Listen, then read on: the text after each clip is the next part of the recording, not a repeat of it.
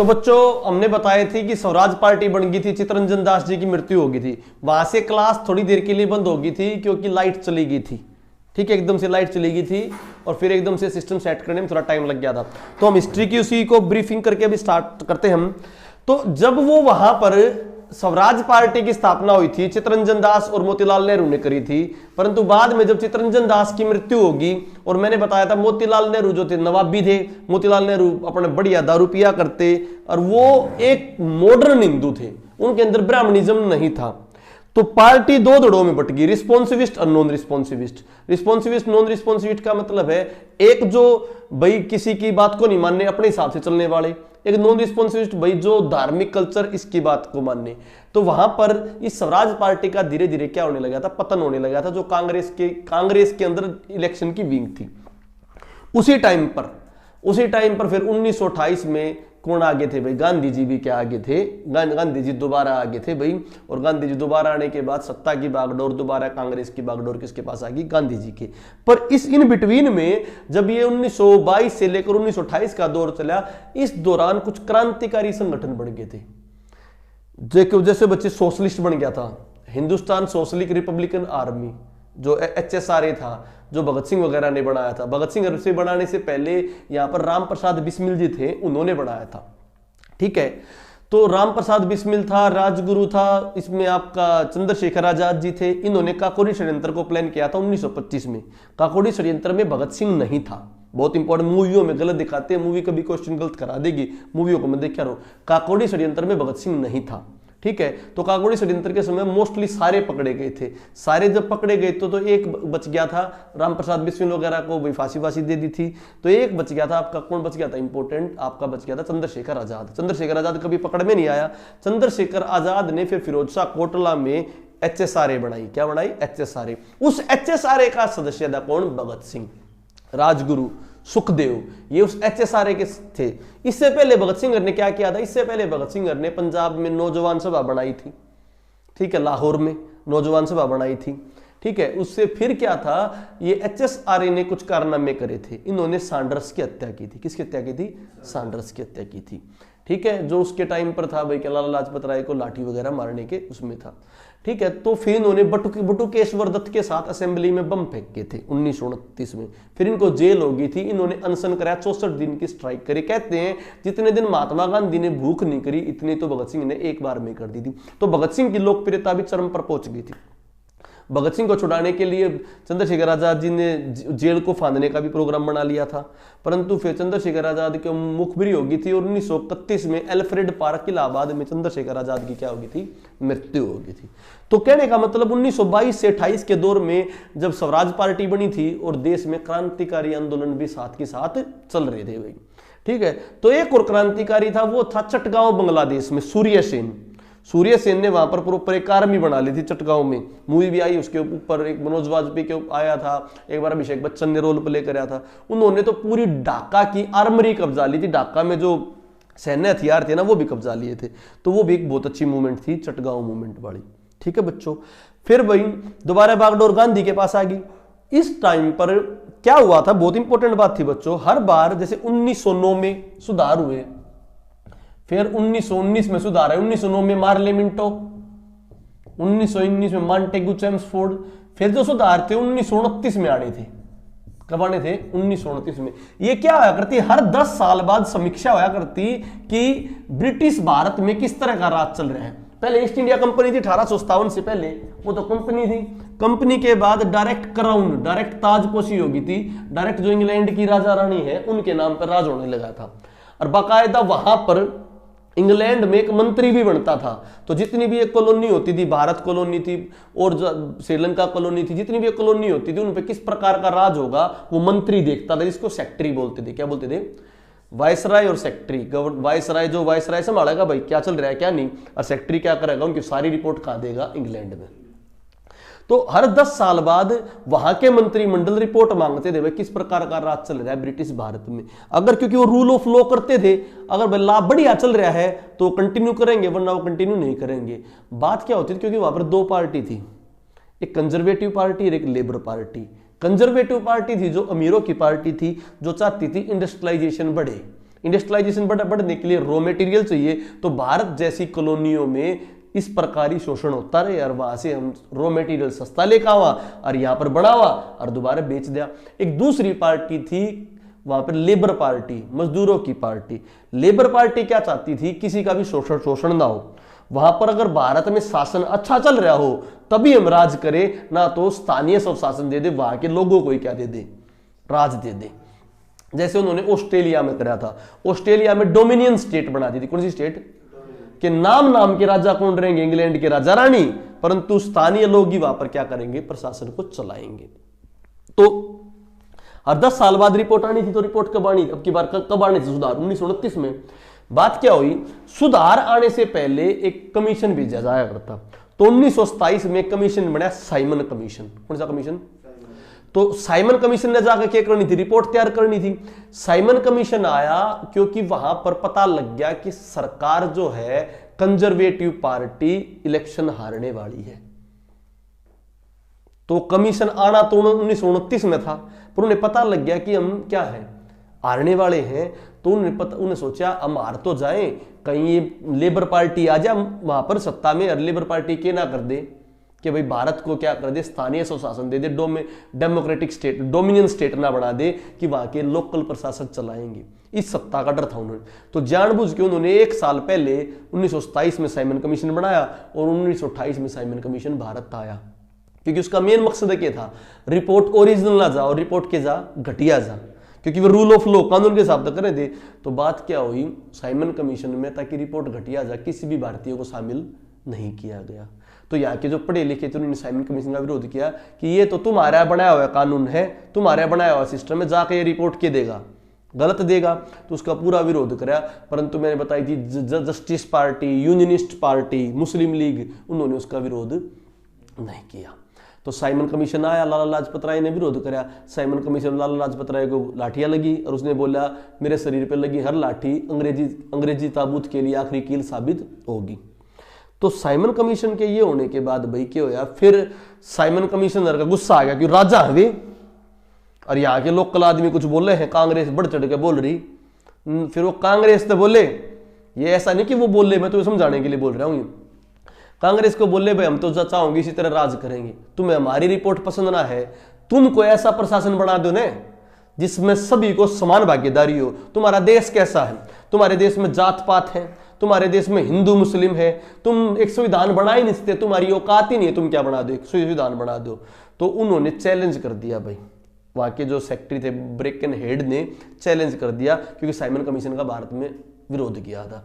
तो उस चैलेंज को कांग्रेस पार्टी ने एक्सेप्ट किया और कांग्रेस ने उस समय का जो टॉप क्लास का वकील था उसको कह दिया भाई कि उसको बोला कि सारी पार्टियों को इकट्ठा कर लो, हमें दिखाना है इनको कि हम भी कुछ कर सकते हैं। मुस्लिम लीग को भी बुलाया भाई, जस्टिस पार्टी को भी बुलाया और सब पार्टियों को बुलाया और सब ने मिलकर एक बंदे को बनाया हेड, मोतीलाल नेहरू। किसको हेड बनाया, मोतीलाल नेहरू। और इसने एक छोटा सा कॉन्स्टिट्यूशन तैयार किया जिसको हिस्ट्री में बोलते हैं नेहरू रिपोर्ट। क्या बोलते हैं, तो नेहरू रिपोर्ट कब आई, 1928 में। इसने ये भारत का पहले संविधान बनाने की परंपरा स्टार्ट करी थी। इसने बोला कि भाई भारत जो है एक डोमिनियन स्टेट होना चाहिए। कैसा होना चाहिए, जिस प्रकार ऑस्ट्रेलिया वगैरह है कि यहाँ का प्रशासन यहाँ के स्थानीय लोग करें, नाम राजा रानी के होंगे इंग्लैंड के, ठीक है। यहां पर सेपरेट इलेक्ट्रोड नहीं होने चाहिए। क्या नहीं होने चाहिए, हिंदू मुस्लिम ना होने चाहिए, बल्कि मुस्लिमों के लिए उनके लिए सीटें क्या होनी चाहिए, आरक्षित होनी चाहिए। भाई सेपरेट इलेक्ट्रोड का मतलब मुस्लिम ही खड़े होंगे, मुस्लिम ही वोट देंगे, ऐसा नहीं होना चाहिए। भाई कुछ सीटों पर मुस्लिम कैंडिडेट खड़े होंगे पर वोट कौन देंगे, हिंदू भी देंगे, सबको देंगे। भाई सबके लिए SC ST सबके लिए थोड़ी बहुत क्या होगी, सीटें रिजर्व होंगी। 2 प्रकार की सरकार होगी, एक सेंट्रल गवर्नमेंट होगी, एक क्या होगी, स्टेट गवर्नमेंट होगी। 2 इसी प्रकार के लिस्ट होंगे, सेंट्रल लिस्ट होगी, स्टेट लिस्ट होगी। या रिपोर्ट दे दी, नए नए खून चिंगर गए, नुला या रिपोर्ट दे दी तुमने डोमिनियन स्टेट क्यों मांग गया है। इसमें इसका खुद का लड़का भी था, कौन, मोतीलाल नेहरू का लड़का जवाहरलाल नेहरू, सुभाष चंद्र बोस, जो नए नए कांग्रेसी थे, नए नए छोरे जवान भी बोले सर सारी बात ठीक है, डोमिनियन स्टेट की बजाय ना पूर्ण स्वराज्य मांग लेते। मांगने पाया आए हो तो क्या मांग लो, पूर्ण स्वराज्य मांग लो भाई, ठीक है, तो कंप्लीट इंडिपेंडेंस मांग लो। तो फिर इस रिपोर्ट के ऊपर उन्होंने थोड़ी ऑब्जेक्शन डाले फिर गांधी जी ने आके बीच बचाव करा, भाई ऐसा है, उन्होंने ये बोल दिया कि तुम कुछ बना के दिखाओ, हमने कुछ मुश्किल से बनाया, तुम इसमें लिकड़े मत तोड़ो, लिकड़े मत तोड़ो, ये तो जाने दो। जब वे इस रिपोर्ट को मान लेंगे या नकार देंगे, जब तुम्हें मौका दिया जाएगा तुम कुछ भी कर लियो। गांधी जानता था कि उन्होंने वैसे चैलेंज कराया, वो इस चीज को एक्सेप्ट नहीं करेंगे, क्योंकि वहां पर वो चीज दी, नेहरू रिपोर्ट उनके सामने रखी, नेहरू रिपोर्ट को उन्होंने निगलेक्ट कर दिया कि हम तो तुम्हें कोई भी डोमिनेंट स्टेट नहीं देते। अब गांधी बोला, हाँ भाई अब तुम कौन से कह रहे थे, हाँ भाई जवाहरलाल नेहरू तू बोल रहा था, सुभाष तू बोल रहा था, जाओ, मैंने बोला था ना कुछ नहीं होगा, तो तुम जाओ, जो तुम्हारे मन में आओ तुम वो कर लो। तो फिर अगली बार का जो अधिवेशन हुआ 1929 में लाहौर में, कहा है अधिवेशन, लाहौर में, रावी नदी के किनारे, उसमें अब की बार हेड किसको बना दिया, जवाहरलाल नेहरू को। तो तेरी मर्जी, जो तू बोले तू बोल, ठीक है। तो उसने क्या कहा भाई, उसने बोला ठीक है जी, हम 1929 में पूर्ण स्वराज्य की डिमांड करते हैं। किसकी डिमांड करते हैं, पूर्ण स्वराज्य दिया जाए, हम बोल ठीक है, पूर्ण स्वराज्य की डिमांड करते हैं, पूर्ण स्वराज्य दो, और हमारा जो भारत होगा एक निष्पक्ष भारत होगा, इसमें कोई जात पात नहीं होगी, जो रियासतें हैं उनको भी भारत में मिलने का मौका दिया जाएगा, कोई सेपरेट इलेक्ट्रोड नहीं होंगी, सीटें रिजर्व होंगी, पूर्ण स्वराज्य की डिमांड करी है हमने। हमने पूर्ण स्वराज्य से कम हमें कुछ भी नहीं मिला, उन्हें पूरा का पूरा स्वराज्य मिलेंगे, यही हमारी मांग है, इसको हम लेके रहेंगे, ठीक है। तो 19 फिर ये बोल के आ गया, फिर गांधी बोले हाँ भाई बोल दिया था ना जो कुछ बोलना था, मिल गया। बोला जी मिला तो कौन है, मतलब उसका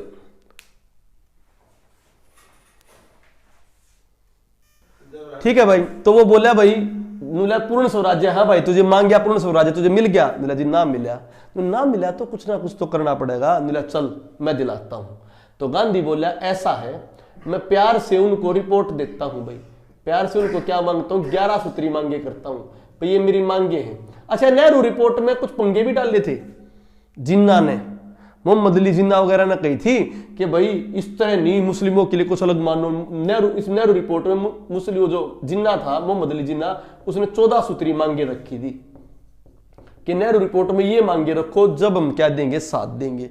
परंतु फिर भी उन्हें कांग्रेस ने मनू लिए थे कि तुम्हें वह नेहरू रिपोर्ट ऊपर तो जाने दो। तो 14 सूत्री मांगे आ जाए तो मोहम्मद अली जिन्ना की, किसकी, जो किस समय थी, नेहरू रिपोर्ट के समय। पर नेहरू रिपोर्ट फिर माननी नहीं थी, और भाई पूर्ण स्वराज्य की डिमांड कर दी थी। कहां पर, लाहौर अधिवेशन में, रावी नदी के किनारे पंडित जवाहरलाल नेहरू ने। फिर उस रिपोर्ट के बाद गांधी के पास गए जी, कैसे, हम तो कह के आ गए, अब अगला स्टेप बताओ। तो गांधी बोला पहले मैं 11 सूत्री मांगे रखता हूं। क्या रखता हूं, गांधी पूरा सिस्टम का काम कराया करता। जैसे खिलाफत आंदोलन कराना था तो पहले उनसे डिमांड रखी, सर ये खिलाफत आंदोलन गलत हो रहा है, ये रोल टैक्स गलत है, इसको वापस ले लो। मैंने नहीं भाई हम तो ना लेते तो ऐसा ही योग करो, इनके लिए क्या करो, तो वैसे करने लगे। तो उसने पहले 11 सूत्री मांगे रख दी, भाई ये 11 सूत्री मांगे भाई ना कुछ कर लो। वे बोले 11 सूत्री मांगों को देख लेंगे। हमने एक राउंड टेबल कॉन्फ्रेंस करी है, क्या करी है कि राउंड टेबल कॉन्फ्रेंस, उसमें आ जाओ, गोलमेज सम्मेलन ये इंग्लैंड में होता था, उसमें आ जाओ ना भाई, हम नहीं आएंगे, कांग्रेस नहीं आएगी भाई, मैं बोलता हूं कांग्रेस नहीं आएगी। तो कांग्रेस का कोई भी उसमें नहीं गया। पहली राउंड टेबल कॉन्फ्रेंस 1930 में हुई, कोई नहीं गया उसमें।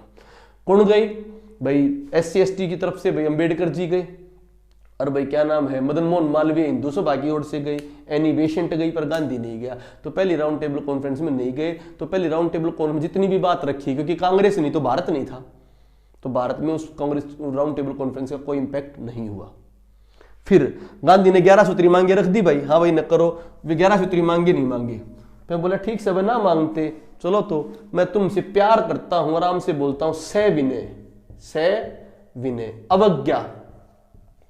अवज्ञा आंदोलन कि प्यार से उनकी आज्ञा को मत मानो, प्यार से उनकी आज्ञा को मत मानो, मीन्स जो भी अंग्रेज ऑर्डर दे रहे हैं उनको मत मानो। उस समय अपने यहाँ पे कर मत दो अभियान चलाया। तो सविनय अवज्ञा आंदोलन करने से पहले वो लोग इकट्ठे करने पड़ेंगे। तो लोग इकट्ठे करने के लिए गांधी ने पहला डांडी मार्च करी। क्या करी, आम आदमी के काम का नमक था, उन्हें नमक का कानून तोड़ा। तो कानून तोड़ते अपने आप ने गलत कराया, तो पहले जेल में ले गया, और जेल में जाते जाते बोला कि सविनय अवज्ञा मत मानो। सविनय अवज्ञा आंदोलन टॉप पे पहुंच गया 1930 में। पहले डांडी मार्च करी, फिर 30 में सविनय अवज्ञा आंदोलन टॉप पे पहुंच गया, सबने सविनय अवज्ञा आंदोलन भाग लिया। नु लग गया अब तो दोबारा ऐसे ही होगा, आंदोलन से बड़ा आंदोलन हो गया, सारी जगह भाग लिया। भाई मद्रास में किसी ने यात्रा करी उसके तर्ज पे, ठीक है, कर्नाटक में किसी ने यात्रा करी, महाराष्ट्र में किसी ने यात्रा करी कि जिस तरह गांधी जी ने करी ऐसी यात्रा करी, तो पूरी जगह फैल गया सविनय अवज्ञा आंदोलन। टॉप पे पीक पे जा लिया। टॉप पे पीक पे जाने के टाइम पर इसी अवज्ञा आंदोलन के दौरान ही भाई क्या हो गया था, भगत सिंह वाला प्रकरण हो गया था कि उसको फांसी फूसी देनी थी।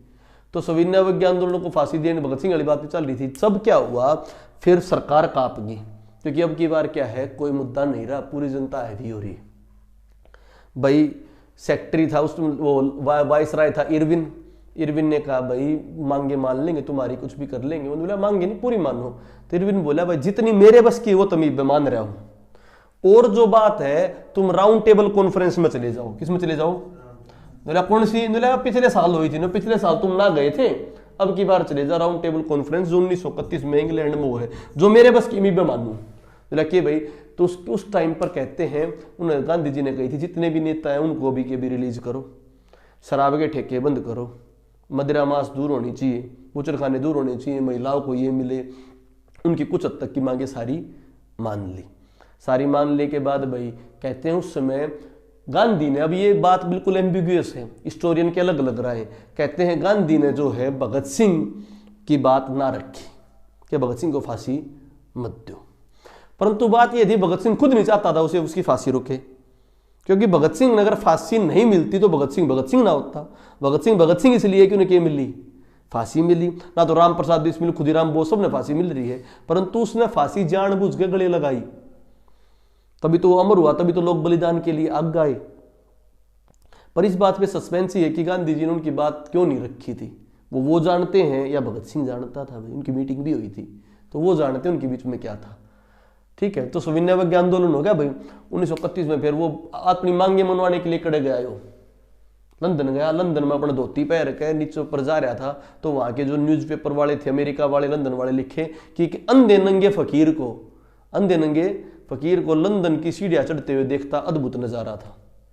उसने अपनी बात रखी भाई, उन बातों को नहीं माना, तो आके उसने एयरपोर्ट पे कहा मैंने उनसे रोटी मांगी, उन्होंने मुझे पत्थर दिया, उन्होंने मुझे पत्थर दिया।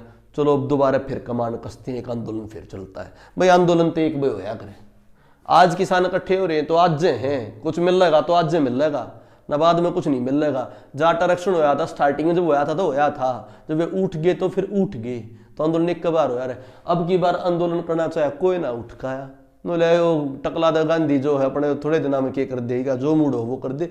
आई डोंट वर्ड टू से, मैं उन लोगों की बोल रहा हूँ, अपना वर्ड नहीं कह रहा टकला उनको, वो आम आदमी जो कहेंगे उनकी बात कर रहे हैं। वरना गांधी जी मेरे लिए तो बहुत आदर्श है, ठीक है भाई, बहुत अच्छे हैं, क्योंकि मैं गांधी का फॉलोअर हूँ काफी हद तक। तो आदमी कहने लगे, मैं तो समझाने के लिए बोल रहा हूँ कि ये तो फिर कुछ कर देगा भाई, फिर कभी दिक्कत आ जाएगी। तो इस बात के लिए फिर भाई लोग क्या हो गए, फिर लोग भाई बोले भाई हाँ भाई अब की बार लोग तो इकट्ठे नहीं हुए। फिर उन्होंने सोचा यार लोग इकट्ठे ना हुए तो क्या करा, बोला कुछ और करा। लोग गाँव जन देखा उन्हें, एक अम्बेडकर जी और थे, अम्बेडकर जी बोले कि इलेक्शन राउंड टेबल कॉन्फ्रेंस में बात रखी थी, उन्हें SC ST के लिए भी इलेक्शन होना चाहिए, SC ST के लिए प्रत्यक्ष चुनाव हो। तो गांधी जी ने येदवर्दा जेल में 1932 में पहले अम्बेडकर जी से मीटिंग की, और उसको बोलते इतिहास में पूना पैक्ट। क्या बोलते हैं कि भाई अलग से नहीं रखा जाएगा, तुम्हें उसी में से क्या दे दिया जाएगा, कुछ ना कुछ सीटें रिजर्व करके दे दिया जाया करेंगी। तो उसको क्या बोला इतिहास में, पूना पैक्ट। फिर उन्होंने सोचा भाई ये लोग अपने आप को दलित क्यों मानते हैं। अम्बेडकर की गांधी की थिंकिंग में डिफरेंस था। देखो मैं गांधी जी की थिंकिंग को बेस्ट मानता हूं, कोई अम्बेडकर की थिंकिंग जो बेस्ट मानता। मैं गांधी जी ये कहते थे अपनी कास्ट को छोटी मत समझो, कास्ट में अपनी कास्ट को छुपाओ मत, जो आपकी कास्ट उसी को बेस्ट मानो। जब अपनी कास्ट को ऊंची मानोगे तो लोगों के मानने से कुछ नहीं होगा, आप ऑटोमेटिकली अपलिफ्ट हो जाओगे। तो इसीलिए गांधी जी ने वाल्मीकि और इन कास्टों को हरिजन कहा। क्या कहा कि आप तो सबसे बड़े भगवान के भक्त हो, कि आप दुनिया का क्या करते हो भाई, उद्धार करते हो। हरिजन का छुआछूत विरोधी लीग चलाई हरिजन, इसके लिए भाई सारा का सारा क्या करा, पद यात्रा करी। तो गांधी जी सिस्टमों को बहुत जोड़ते थे। अकाल पड़ गया तो बोले यूपी वगैरह मध्य प्रदेश वगैरह में ये अकाल इसलिए पड़ा है, यहाँ के सवर्णों ने बहुत बार दलितों को क्या कराया है, परेशान कराया है। हरिद्वार में जाकर गया है, तो फिर उनके बारे में काम करने लगे गांधी जी। तो गांधी जी एक्टिव पॉलिटिक्स से हट गए थोड़े। क्यों हट गए, सविनय अवज्ञा आंदोलन पार्ट 2 क्यों हो गया था, फेल हो गया था। 1932 में राउंड टेबल कॉन्फ्रेंस हुई, 3 राउंड टेबल कॉन्फ्रेंस थी, उसमें भी भाग नहीं लिया भाई किसी ने। गांधी जी थोड़े दिन के लिए अपने रेस्ट मुद्रा में आ गए। फिर जो वो था ना आपका साइमन कमीशन था, उसके ऊपर जो एक्ट बनने वाला था, वो एक्ट बन के आया 1935 में, गवर्नमेंट ऑफ इंडिया एक्ट। कौन सा एक्ट? 1935, भारतीय सरकार अधिनियम। अपने संविधान का लगभग 70 से 80% भाग इसी से लिया गया है। इसमें कह रखा है भाई केंद्रीय सरकार होगी, राज्य की सरकार होगी, इस तरह शासन चलेगा, पूरा सिस्टम बना दिया। और इनके तहत के भी कह दिए चुनाव भी होंगे। के भी होंगे। 1937 में चुनाव हुए भाई राज्य में, और 1939 में केंद्र में चुनाव हुए। पर चुनाव में मेजोरिटी में कौन आएगी? कांग्रेस आ गई। कहीं कहीं पर बांग्लादेश वगैरह, असम वगैरह में मुस्लिम लीग आ गई, इतना सब जगह कांग्रेस आ गई थी। 1939 में जर्मनी ने पोलैंड पर अटैक कर दिया, दोबारा विश्व युद्ध हो गया। विश्व युद्ध में बगैर पूछे भारतीयों से अंग्रेजों ने फिर के कर दिए भारतीय युद्ध में शामिल। इस बात को कांग्रेस को हजम नहीं हुई किसी को, उन्होंने इसके खिलाफ बात कर दी, भाई ये गलत है, बिल्कुल हम नहीं करेंगे। तो भाई अंग्रेज बोले कुछ ना कोई बात ना, हम तुम्हें सुधार दे देंगे। उन्होंने पहले विश्व युद्ध में बड़े सुधार दिए तुमने, अब की बार जो देंगे हम अब कति नहीं करते तुम्हारा साथ, हमने तुमसे कोई मतलब कौन है। तो सारी पार्टियां ने इस्तीफे दे दिए, परंतु यूनियनिस्ट पार्टी ने, मुस्लिम लीग ने इस्तीफा नहीं दिया। अंबेडकर जी ने इसको तो वो दिवाली मनाई, क्योंकि कांग्रेस ने क्या दे दिया था? इस्तीफा दे दिया था। ये भी क्वेश्चन आता है। फिर उसके बाद भाई क्या होया? 1940 में मुसलमानों ने भी इसको एक वो अवसर समझा। मुस्लिम लीग ने पाकिस्तान की डिमांड कर दी कि पाकिस्तान अलग होना चाहिए। फिर पाकिस्तान की डिमांड के लिए अलग अलग बात होने लगी। और फिर बोले अंग्रेज तो भारत को छोड़ेंगे। वो युद्ध में उनकी हार होती लग गई थी। 1939 से 45 युद्ध चला। तो अब की बार उनके युद्ध के टाइम पर हालांकि भारतीय सैनिक तो शामिल हुए, पर भारतीयों ने क्या करा भाई? भारतीयों ने अपने आंदोलन चालू कर दिए। 1942 में भारत छोड़ो आंदोलन चला दिया। क्या चला दिया? तो अंग्रेजों ने बीच में ऑफर भी आए। अंग्रेज बोले 1940 में यार डट जाओ, कोई दिक्कत ना, तुम आ जाओ, तुम एक अगस्त प्रस्ताव देते हैं। कौन सा देते हैं? 1940 में दिया था। जो अपन 1928 में डोमिनियन स्टेट नहीं मांगी थी, डोमिनियन स्टेट अगस्त प्रस्ताव वाले खुद दे रहे थे, तो तुम्हें डोमिनियन स्टेट बना देंगे, सारा राज्य तुम्हारा संभालोगे, हम तो नाम के राजा रहेंगे, युद्ध न टलने दो बस एक बार, ठीक है। नुले फिर वे बोले भाई यो के तो बाद में तुम तो कह रहे हो, तुम तो बाद में पलट जाओगे। नुले हम पलटते नहीं, बाकायदा एक कमीशन लेकर आ रहे हैं। 1942 में वो क्रिप्स मिशन ले आए। कौन सा मिशन? क्रिप्स जो था ये जवाहरलाल नेहरू का दोस्त भी था। तो जवाहरलाल नेहरू ने कहा था शैतान का वकील बन के आ रहा है। किसका वकील? शैतान का वकील, क्योंकि लोग वो भी पढ़ कर आया था ना बाहर से।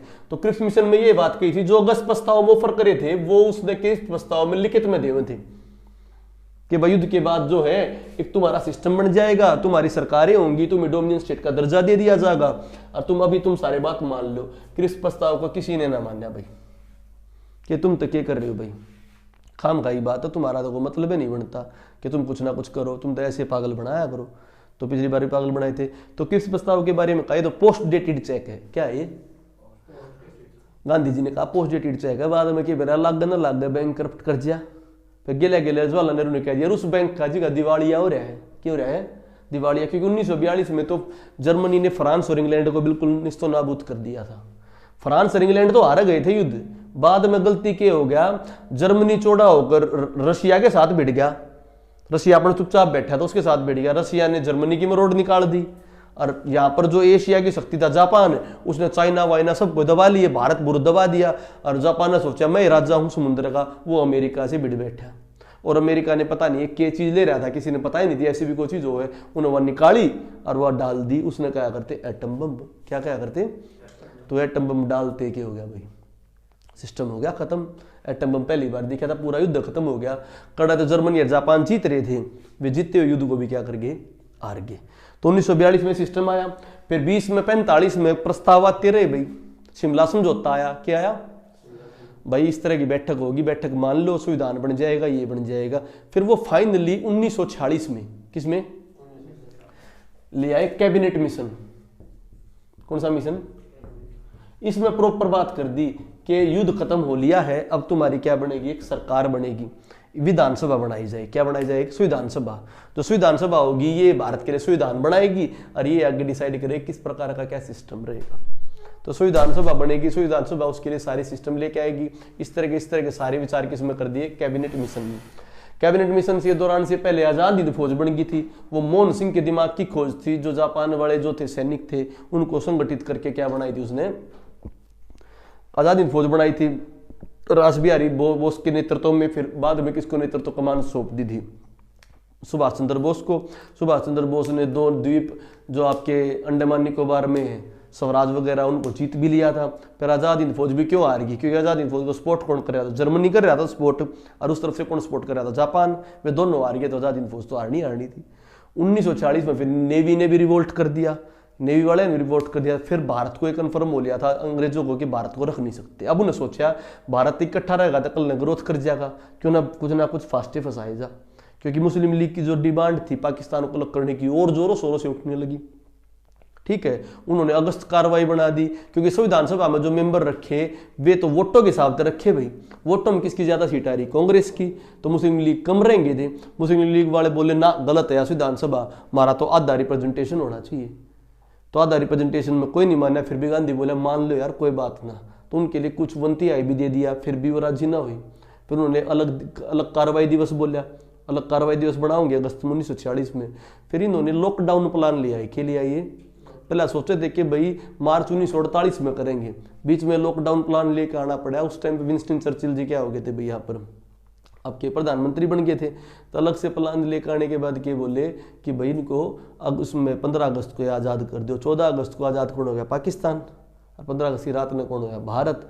और उसके लिए जो आपकी रेड क्लिफ जी ने क्या बिछा दी, लाइन बिछा दी, इस तरफ भारत होगा और इस तरफ क्या होगा, पाकिस्तान। इस तरफ क्या हो गए भाई, हम आज़ाद हो गए। तो यह स्टोरी होगी कंप्लीट, इसको कल से लिखवाना चालू कर देंगे फैक्ट वाइज। धन्यवाद।